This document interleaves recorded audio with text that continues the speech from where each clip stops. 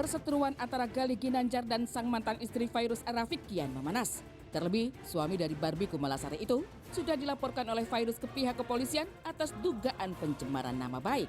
Sebelumnya, Jumat lalu, Galih sudah memenuhi panggilan polisi untuk melakukan pemeriksaan dengan status sebagai saksi terlapor. Pemeriksaan yang memakan waktu hampir 13 jam itu menghujam Galih dengan berbagai pertanyaan yang berkaitan dengan kasus ikan asin serta asal-muasal pembuatan vlog yang menjadi akar dari permasalahan ini. Usai keluar dari kantor polisi, Galih yang ditemani oleh kuasa hukumnya mengaku bahwa sebelum memenuhi panggilan pihak berwajib, ia sudah lebih dahulu mengambil langkah dengan meminta maaf kepada pihak Fairuz. Untuk yang itu udah dilakukan. Kita Udah dilakukan sebelum ada laporan. Sebelum ada laporan kan saya sudah ketemu sama Sony. Jadi dalam hal pertanyaan tadi apa gengsi, sebenarnya nggak ada gengsi di dalam hal ini karena dalam klien kami ini karena apa? Sebelum ada laporan pun itu sudah langkah-langkah itu sudah dilakukan. Sudah dilakukan. Bahkan saya mengirimkan surat kepada Sony. Mengaku-ngaku sudah meminta maaf kepada Fairuz dan Sony, siapa sangka permintaan maaf itu sama sekali tidak pernah mampir ke telinga Fairuz ataupun Sony.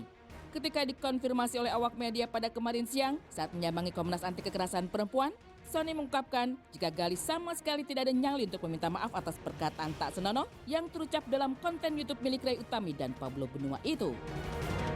Dia bilang saya minta maaf. Silahkan tanya dengan kejujuran hati dia mau menjawab apa. Jawab dulu, ada nggak? Nggak ada sama sekali. Nggak ada ya? Didampingi oleh Hotman Paris Hutapea, Sony menceritakan jika ia beberapa waktu lalu sempat mengajak Galih untuk bertemu secara langsung. Di pertemuan itu, Sony menegaskan kepada Galih untuk tidak lagi mengusik kehidupan istri tercinta. Alih-alih pertemuan itu berakhir dengan kata perdamaian, Galih malah ogah meminta maaf kepada Sony dan malah menunjukkan rekaman pembicaraan Barbie Kumalasari dan Hotman Paris. Awal aku minta ketemu karena keadaan ini nggak pernah berhenti.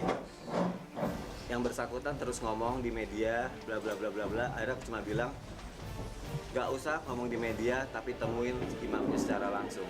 Nggak ada kabar. Akhirnya satu ketika dia ngirim surat pertemuan untuk ketemu, tapi melalui DM Instagram itu pun yang bisa cuma sekali dibuka doang. Habis itu saya nggak bisa baca lagi tuh apa isi suratnya.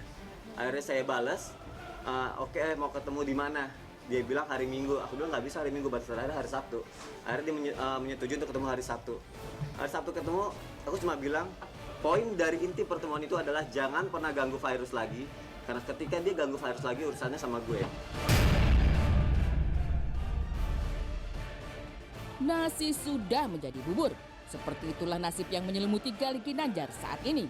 Berbagai kecaman tidak henti-hentinya menyudutkan Galih karena sudah dianggap mencoreng harkat martabat seorang perempuan lewat kata tak pantas yang ia sebarkan saat berbincang manis dengan Ray Utami.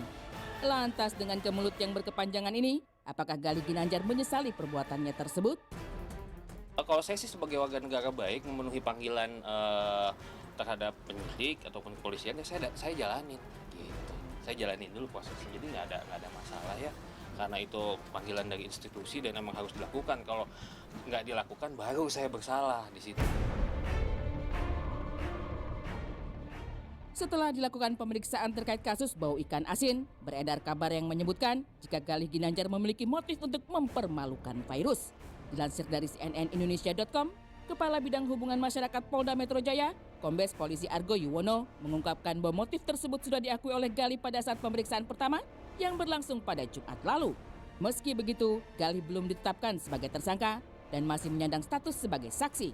Mengingat pihak kepolisian akan memeriksa si pemilik YouTube, yakni Ray Utami dan Pablo Benua. Ditambahkan oleh Argo, kasus bau ikan asin yang menyudutkan Fairuz ini sudah naik ke tahap penyidikan dengan artian sudah ditemukan unsur pidana dalam kasus yang menimpa Fairuz ini. Mendengar kabar tersebut, pihak Fairuz yang diwakilkan oleh Hotman Paris teguh menggiring kasus ini ke meja hijau tanpa ada kata perdamaian. Ia meminta pihak kepolisian terus mengawal kasus ini dan berharap para terlapor dapat segera ditahan dan mendekam di Hotel Prodeo. Jadi kalau sudah diakui begitu ya, sudah waktunya kami menghimbau agar segera tersangka dan ditahan. Ya, benar Kak Sony ya? Apalagi? Emang tidak, saya udah bilang berkali-kali, timnya pun harus pakai ini. Kalau pakai ini tidak akan aneh-aneh. Kan tiba-tiba timnya mengatakan, tim kuasa hukumnya mengatakan, kami kan bicara makanan. Kan saya udah bilang berkali-kali, makanan itu masuk ikan asin. Ya kalau makanan ikan asin mana ada ikan? Kan nggak ada kan? Makanya, halo, pakai otakmu semua. Katanya mau saingin kekayaan gua. Gimana sih? Damai hukum ditegakkan, udah deh.